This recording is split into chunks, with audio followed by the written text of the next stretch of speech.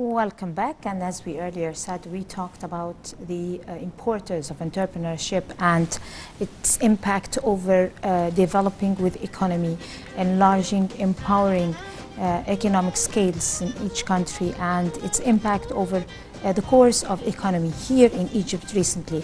We're very delighted to be having with us live here in the studio Mrs. Nevine Nakhla, and she's a researcher and entrepreneurship trainer and mentor. Good morning, Mrs. Good Nakhla. morning. How are you doing? Honored to be with you today. The same here. Let us first talk about the modern definition of entrepreneurship. How is it being introduced to economies, to people, to nations, to businesses, and everything like that? Because it looks like it's becoming the foundation of all modern life. Yes. 90% of the GDP of a country consists of entrepreneurs and entrepreneurship. Also, the studies and the research showed that entrepreneurship is very important for the exportation and for countries to go outside their borders.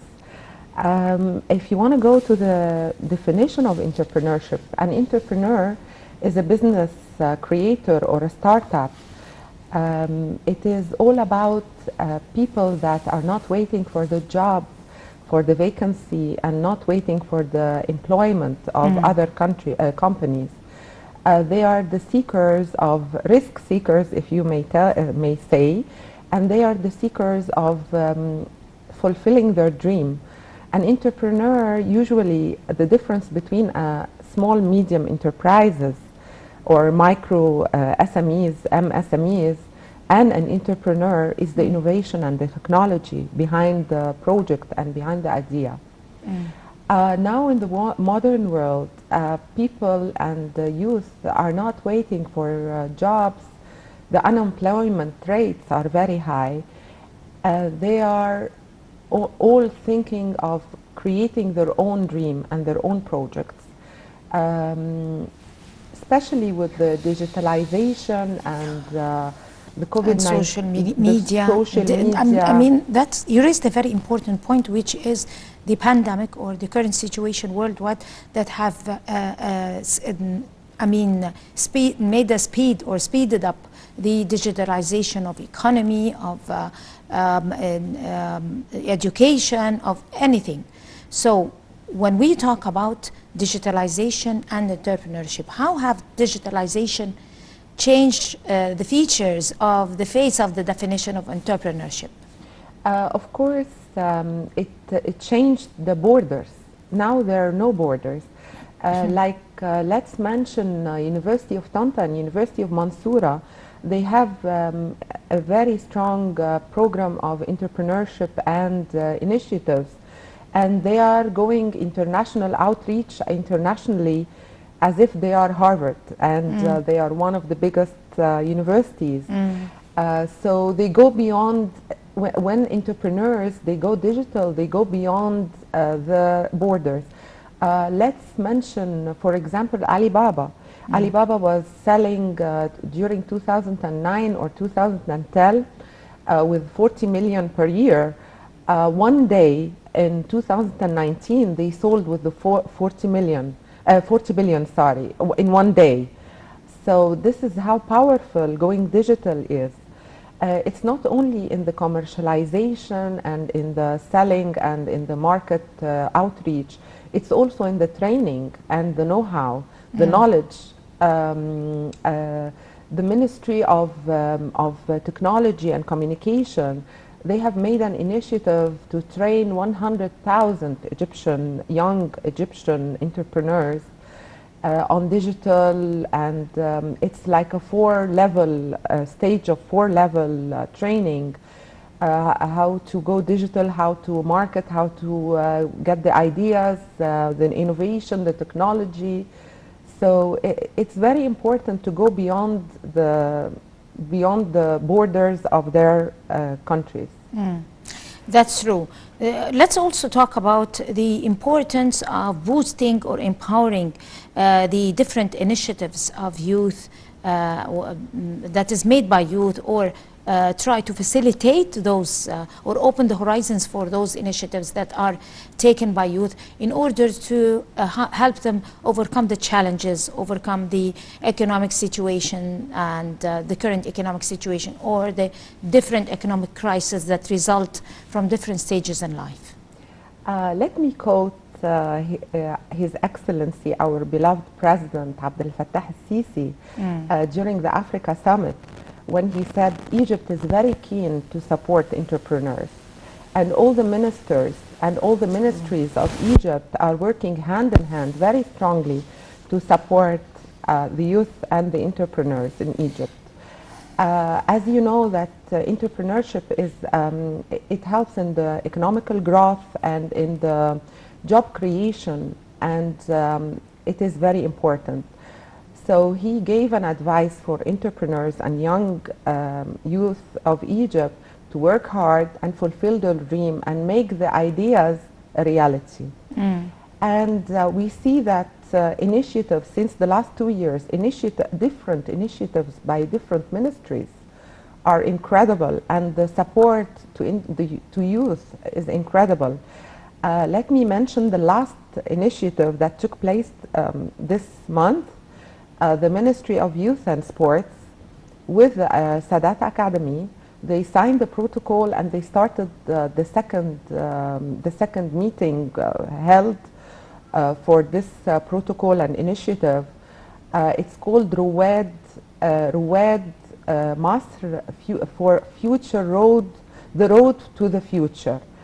And this initiative is very important because it will be like a linking initiative to all the other initiatives.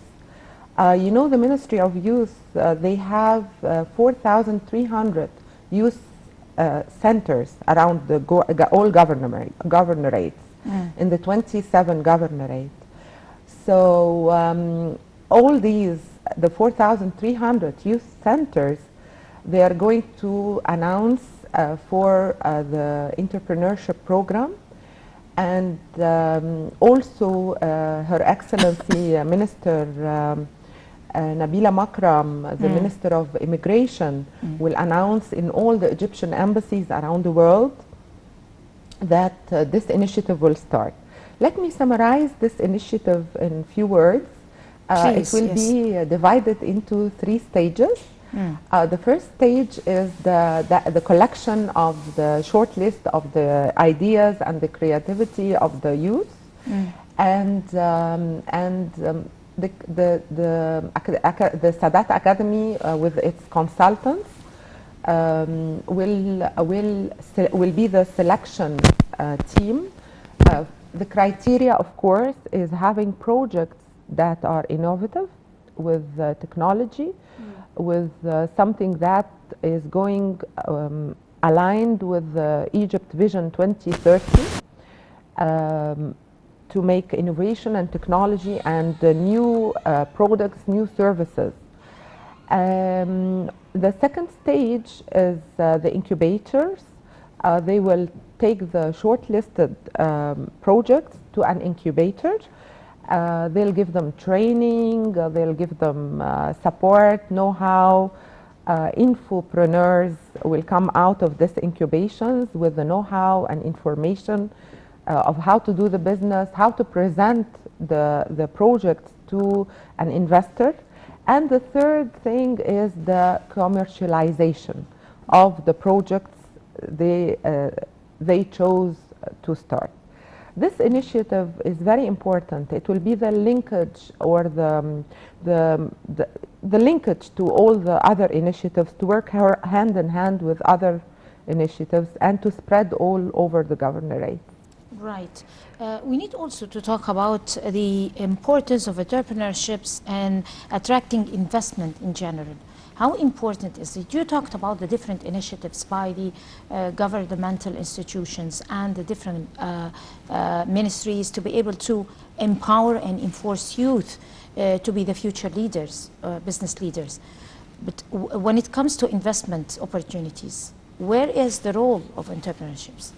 When an investor wants to come to a country, they search in a a research called How to Do Business in This Country and the Easiness of Doing Business in this country. Doing a survey, a kind of a survey. Like a survey.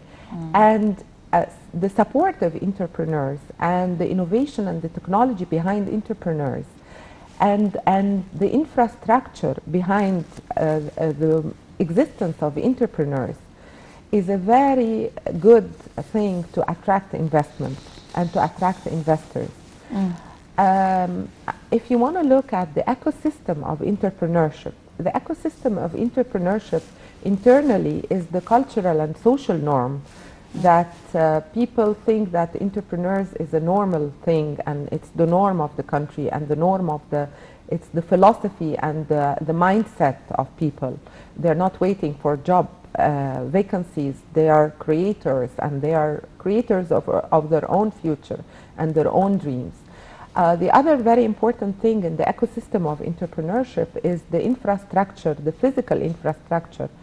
And as you see now, the transportation between the governorates, the transportation, the logistic hub, logistic places, the free zones, all these are infrastructure for investment, very strongly done with a very good vision and very strategically done. Also the infrastructure of the commercial market itself, the market dynamics. Also the very important thing is the government policies and the government support and the government programs and the bureaucracy and taxes and all these things. The other hand of ecosystem, also the finance. And as you see that initiatives, a lot of protocols, a lot of support and a lot of finance from the central bank, from different banks, like Bank Masr with the Ministry of Communication and Technology.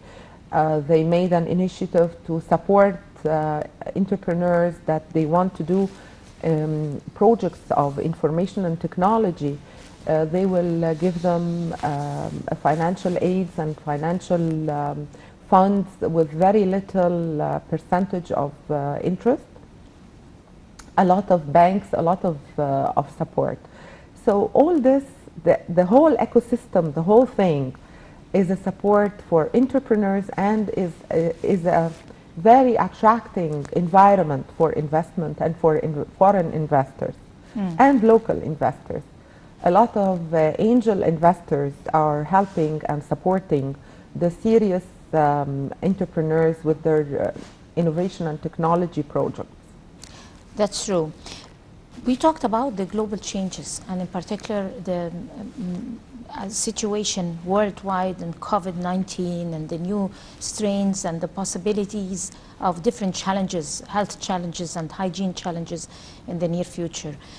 How can we benefit from these changes or adapt, in other words, to these changes when we talking about entrepreneurships?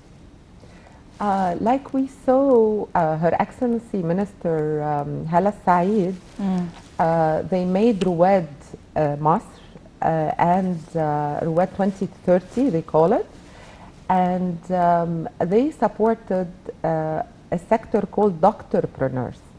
Doctorpreneurs, they invented very efficient face masks and shields and things for doctors. And they made, I can't remember the number, but I think 50,000 or 100,000 face shields and masks specially made by these doctorpreneurs to help and support the doctors in the hospitals facing COVID-19 and facing the pandemic. A lot of support to entrepreneurs for the innovation and the technology of creativity of new products and services. And a lot of businesses have boomed with the COVID-19. Exactly. People have made fortunes out of this pandemic at the same time. If you look at old factories of perfumes and sanitizing and antiseptics and things like that, their businesses boomed.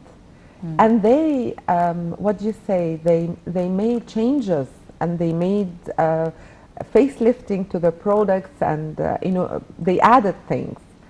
Entrepreneurship in its way, Can we call this entrepreneurship? yes, yes we can. Yes, Or we can. taking advantage of a situation? Okay, let's look at why people go for entrepreneurship. There are two things, two main drivers for people to go entrepreneurship. Either necessity, that they can't find jobs, they can't find vacancies, so they are pushed to earn a living by searching in the market need and doing something innovative or new or make an added value to a product or a service. And the other very important part is the opportunity entrepreneurship, or the entrepreneurship based on opportunity. And this is what we see in the COVID-19. There is an opportunity for market need and opportunity for innovation in certain areas to do something different. So it's very important, as you see. That's true. We talked about the COVID-19 and the pandemics and different situations that the world undergoes, but at the same time, we call this, you called it, to give a very important term, which is opportunities, seizing those opportunities. The importance of coping with the modern way of entrepreneurship in the sense of the online, for example, platforms for business. If you would like to elaborate over this in the field of enhancing your capabilities when it comes to coping with the momentum. What about platform entrepreneurship? As we said, the Ministry of Communication and Technology, or rather the online, sorry, they have a lot of initiatives to train youth for digitalization. Now, if an entrepreneur is not going to digitalization and to online, they are killing themselves. You know that 90% of new projects and entrepreneurs, they don't continue after the first year because of financial issues, because of profit, because of they are in a hurry to do profit. And so when they tackle digitalization and they tackle online, it's different, it's totally different, and they know how to grow beyond the borders of a country. Also, as you see the training, the virtual training, a lot of projects, a lot of online opened training things for youth in general. Free training, like if you see the international universities like Harvard, all the universities now, they have a platform for training online. And this is very important and very enhancing for the capabilities and the ability of entrepreneurs to give them more power and the know-how of doing their business. How to do a business plan, how to do a SWOT analysis, the strengths and the weaknesses, opportunities and the threats of their projects, how to market, how to R&D, how to make the research and development. The sky has no limit with the online and the digitalization and the digital world. When we talk about entrepreneurship, do we really have to link it with full scale education? I mean, throughout life, I mean, observing life, we have seen lots of very, very popular entrepreneurs who weren't really well educated, but they became worldwide recognized. So in modern entrepreneurship, do you think that education is a must, or it is just an awareness that you have to raise or amongst youth, or something that you have to acquire, or you are born, or other words, you are born as an entrepreneur? Okay, the question of born or made entrepreneurs? This is very interesting This question. is a very, very indefinite question, Yeah. inevitable one. Okay, let's talk about first, as we said, the ecosystem of entrepreneurship and the cultural norm. A country, when you look onto a country, you see, is it a normal thing that people look at entrepreneurs as something good, or entrepreneurs for them is you are a failure, that you made your own business and you failed, and In most of the stories, it starts like that. yeah, and you should have gone to a vacancy job, a normal job vacancy with a monthly salary. And so it's the mindset, it's the philosophy, it's the education and the awareness of entrepreneurship. And as we said, in the ecosystem of entrepreneurship, there are two very important hands and ways of doing it, is the awareness and the education in the school and post school.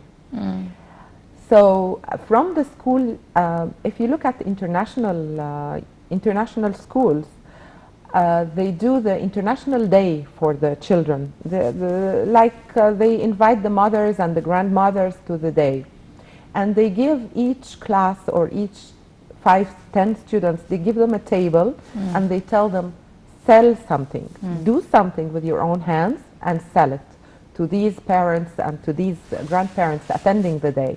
And this money we're going to use to support the poor, or to support a cause, any cause. So this is entrepreneurship education. You can do something. You can create something with your own hands, even if it's a cookie or anything. Whatever business would cross my mind. They let the small kids do beads, do anything, and they sell it. This is entrepreneurship education, and this is the mindset. This is the mindset. Unfortunately, we ran out of time. However, we would need a whole episode again, or another breakfast show that you would come and give us a definition of the seeds or the foundation of how to teach people the foundation of entrepreneurship. My honor. Thank you so much, Ms. Nevine Nakhla. You are a researcher in entrepreneurship, trainer and mentor at the same time. Thank you so much for coming. You have a beautiful day. Good morning. Same to you. And we're going to go to a short break and we'll come to continue the breakfast show. So stay with us.